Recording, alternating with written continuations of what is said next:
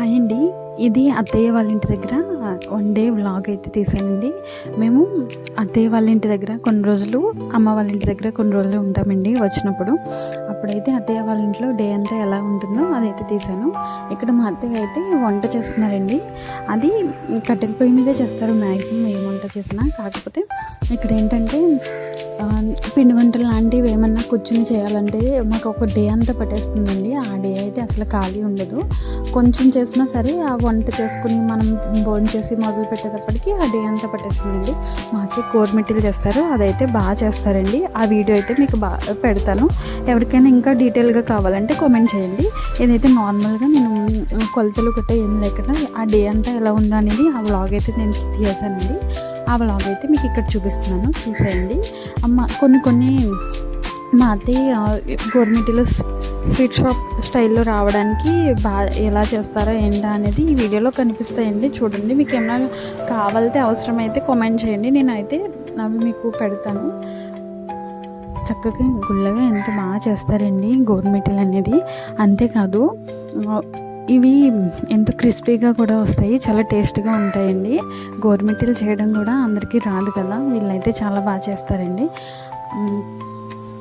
ఇంకా ఏంటంటే మాకు ఊరి నుంచి వచ్చినప్పుడల్లా ఏదో ఒకటి చేయడం, మేము తీసుకువెళ్ళడానికి తినడానికి ఉంటాయని చెప్పి ఇలా ఎప్పుడూ ఏదో ఒకటి చేస్తూ ఉంటారండి. అమ్మ వాళ్ళ ఇంటికి వచ్చినప్పుడు అమ్మ ఏదో ఒకటి చేయడం అవన్నీ మేము తీసుకెళ్ళడానికి ఉంటాయని చెప్పేసి అంటారు. అమ్మ వాళ్ళ ఇంటికి అత్తయ్య వాళ్ళ ఇంటికి అయితే మాకు ఎంతో దూరం ఉండదండి. ఒక 10 to 11 కిలోమీటర్స్ ఉంటుంది అనుకుంటా, అంతే. దగ్గరేనండి, చాలా దగ్గరే. మేము ఎప్పుడైనా అక్కడికి ఇక్కడికి మాకు ఎప్పుడు కావాలంటే అప్పుడు, అమ్మ వాళ్ళ ఇంటికి ఎప్పుడు కావాలంటే అప్పుడు, అత్తయ్య వాళ్ళ ఇంటికి అలా చేంజ్ అవుతూ ఉంటాము. అదేంటి మొన్నే కదా అమ్మ వాళ్ళ ఇంటి దగ్గర వీడియో పెట్టారు, మళ్ళీ అత్తయ్య వాళ్ళ ఇంటి దగ్గర బ్లాగ్ పెట్టారు అనుకుంటారేమో, అందుకనే ముందుగానే చెప్తున్నాను నేను. వాళ్ళ ప్రయత్నం వాళ్ళు ఏదో చేస్తుంటే నా ప్రయత్నం నేనేదో చేస్తున్నానండి. నేను ఏదో చేయాలని ప్రయత్నించి ఏదో చేశాను, మొత్తానికి అదైతే ఫ్లాప్ అయింది. చూస్తున్నారు కదా, నేనైతే కొమ్మలు చేయాలనుకున్నాను మా వాడికి గోధుమ పిండితో. దాంట్లో ఆయిల్ ఎక్కువైపోయి గుల్లగా వస్తుందని ఆయిల్ ఎక్కువైపోయిందండి. అందుకని దాన్ని తీసి పక్కన పెట్టేసి మళ్ళీ వీళ్ళు చేసే గోర్మిటీ దగ్గర నేను కూడా జాయిన్ అయిపోయాను. బేసిక్గా నాకు గోర్మిటీ చేయడమే రాదు, దాన్ని చేయడం నేర్చుకుందామని చెప్పేసి వీళ్ళతో కూర్చుని నేను కూడా చేస్తానికి ట్రై చేస్తున్నానండి. నాకు ఎన్నిసార్లు ట్రై చేసినా గోర్మిటీ చేయడం అయితే రాదు. నేను అంత పర్ఫెక్ట్గా నేర్చుకోవాలని కూడా నేను ట్రై చేయలేదు.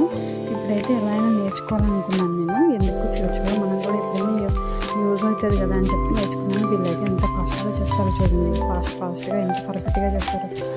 మనమైతే అలా చేయలేము. ఈ రోజుల్లో ఇవన్నీ వంటలు ఎక్కడ చేస్తాము అని మనమైతే, మన జనరేషన్ వాళ్ళు అయితే అలా అనుకుంటారు.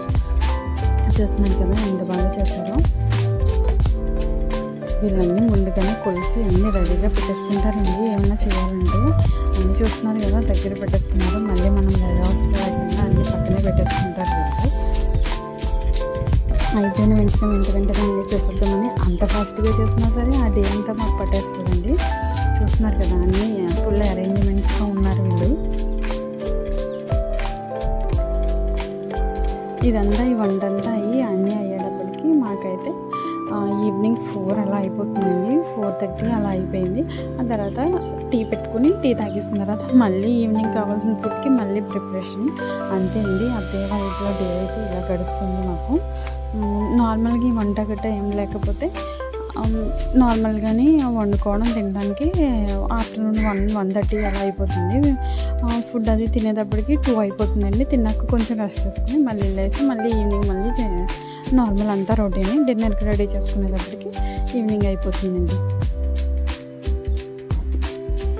అంతే అండి. ఈ బ్లాగ్ ఎవరికైనా నచ్చితే కనుక లైక్ చేసి సబ్స్క్రైబ్ చేయండి. ఇంకా నాకు మరిన్ని వీడియోస్ ఏమైనా పెట్టాలంటే ఇంకా కొన్ని వీడియోస్ పెట్టడానికి ట్రై చేస్తాను నేను. విలేజ్ బ్లాగ్స్ అయితే నేను ఇంకా కొన్ని పెట్టడానికి ట్రై చేస్తానండి. నా ఛానల్ అయితే మర్చిపోకుండా సబ్స్క్రైబ్ చేయండి. Thank you.